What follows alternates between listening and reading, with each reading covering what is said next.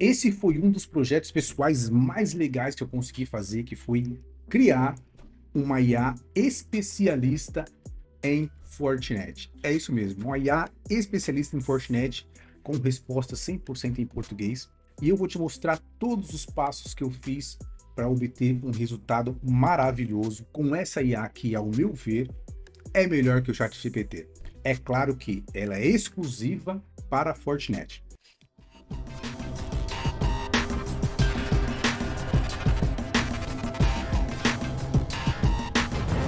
É correto afirmar que hoje todo mundo utiliza ChatGPT para alguma coisa, seja para estudo, pesquisa, geração de conteúdo, enfim, qualquer coisa, todo mundo usa por algum motivo. E nós, profissionais de TI, obviamente também utilizamos. Só que um detalhe que particularmente me incomoda é que, caso eu precise de algo um pouco mais específico, a inteligência artificial não consegue me fornecer com tanta clareza. Então, o que eu fiz para resolver esse meu problema que pode resolver o seu problema também? Eu, que sou um profissional de redes, trabalho muito com Fortinet, quando tem um problema um pouco mais específico, geralmente consultamos fontes específicas, fontes confiáveis para resolver esse tipo de problema. Então, no meu caso em particular, vamos para a tela que eu vou te mostrar. Eu geralmente consulto o site oficial da Fortinet, documentação oficial da Fortinet e o KB da Fortinet. Aqui tem muito detalhe específico de cada produto da Fortinet. Aqui tem muita dica técnica, muita dica de troubleshoot.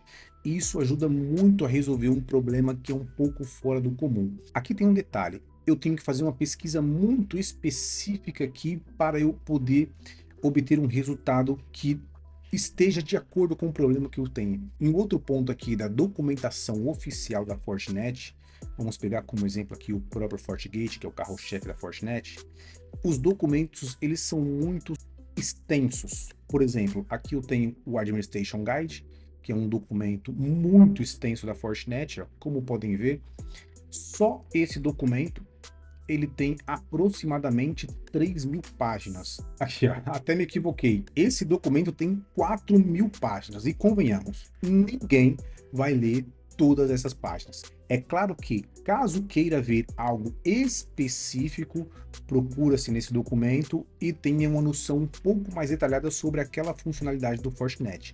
Mas ler 4.000 páginas, 99,999% dos profissionais que trabalham com redes não vão ler esse documento em sua totalidade. Até porque a Fortinet atualiza constantemente e a cada atualização tem um novo documento, consequentemente seria necessário uma nova leitura.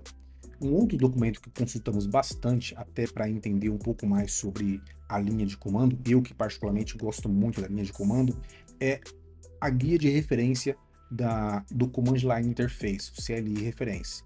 Esse documento aqui também é um documento extremamente extenso. Como podem ver, ó, 3.700 páginas. Também ninguém vai ler esse documento em sua totalidade para entender como funciona cada comando do FortiGate. Então, como a inteligência artificial nos ajuda nesse quesito aqui? O que eu fiz? Eu criei alguns robôs, como por exemplo esse aqui, que ele acessa o site da Fortinet, exclusivamente esse, e baixa todo o conteúdo de KB da Fortinet e mantém isso arquivado em modo texto. Baixei grande parte dos documentos oficiais da Fortinet e criei um outro robozinho em Python, que é esse aqui, para fazer a limpeza desses arquivos PDF, até porque vem muita coisa repetida. Eu criei esse robô aqui que extrai todo o conteúdo do PDF, todo esse conteúdo em modo texto que eu precisava para fazer uma outra ação. E esse robô aqui, ele faz uma limpeza em todos os arquivos PDF que eu havia baixado. Então, em posse de todo esse material, como podem ver, eu baixei todo aquele conteúdo. Detalhe, esse aqui eu baixei exclusivamente do FortiGate. Todos os KBs da FortiGate eu consegui baixar. Eu acho que eu até tenho aqui, ainda tenho. Ele acessa o site e baixa o conteúdo. Acessa e baixa, acessa e baixa. E repetiu isso literalmente milhares de vezes, porque o conteúdo da Fortinet é muito extenso. Eu deixei a noite inteira rodando para ele poder baixar todo o conteúdo que ele conseguia encontrar. E aqui mais abaixo, olha só, o robô de limpeza atuando, acessou todos os arquivos, ele limpou da forma que eu precisava. E esse robô aqui, ele limpou todos os arquivos de PDF que eu havia baixado. Alguns casos aqui deu erro, mas também sem problema. Limpou todo o conteúdo e o resultado também extraiu em modo texto. Muito bem, em posse desse material em modo texto, o que foi que eu fiz? Eu criei um banco de dados vetorial, peguei todo esse material e coloquei num banco de dados vetorial. Para quê? Porque eu queria um modelo de IA que acessasse esse conteúdo e usasse como referência para consulta para dar uma resposta mais assertiva, uma resposta exata de acordo com aquilo que eu pesquisasse. Então, o que eu fiz? Joguei isso dentro do N8N, aqui está o meu brinquedo, novamente trabalhando com o Google, e fiz esse mecanismo aqui. Aqui eu criei um agente inicial, que apenas faz a tradução. Eu pego a pergunta, eu recebo a pergunta em português, esse modelo aqui faz a tradução imediata e passa a pergunta adiante. Aqui eu tenho um modelo de interação, que ele tem todas as instruções para lidar com os documentos recebidos e enviados. Aqui eu tenho uma variação da pergunta. Toda pergunta que eu recebo, ele cria duas variações da mesma pergunta para obter um melhor resultado. Essa pergunta aqui, ele vai lá para o embeddings. Esse embedding aqui, ele pega a frase recebida, converte todos os tokens em vetores. Os tokens nada mais é do que palavras ou pedaços de palavras. Então ele pega todos os tokens e converte em vetor. Esses vetores, por sua vez, é consultado dentro do meu banco de dados as palavras que estão de acordo com um vetor recebido.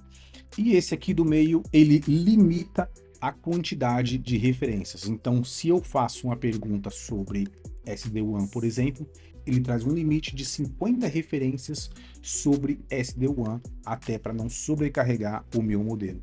Ele pega todo esse material e manda para o Google. Então, o que ele manda? Ele manda tanto as perguntas que eu fiz, quanto o material coletado dentro do meu banco de dados. E fala, toma Google, eu tenho essa pergunta e tenho essas variações de possíveis respostas. Encontre a resposta nesse material que eu enviei. Então ele trabalha tudo isso e devolve uma resposta muito bem estruturada. Vamos ver isso aqui trabalhando, porque é fantástico. Por exemplo, o que é o FSSO? Opa, tem um S a mais aqui. Pronto, mandei. Olha só, ele manda a pergunta aqui, traduziu, está criando as variações da mesma pergunta. Uma vez isso pronto, ele consultou lá no banco, isso aqui é muito rápido, obteve a resposta e jogou novamente para o modelo trabalhar. E olha só, aqui eu recebi a minha pergunta, o que é o FSSO.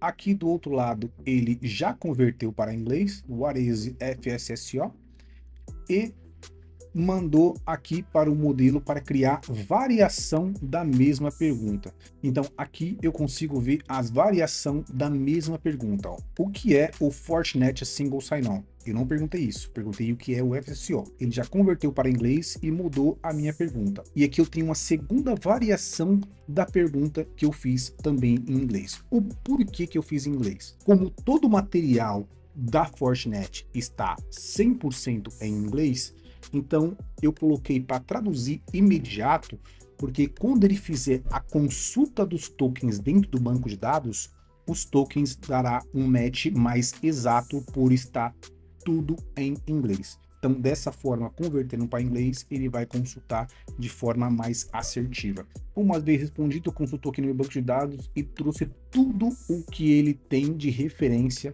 com FSSO. Como podem ver, olha só.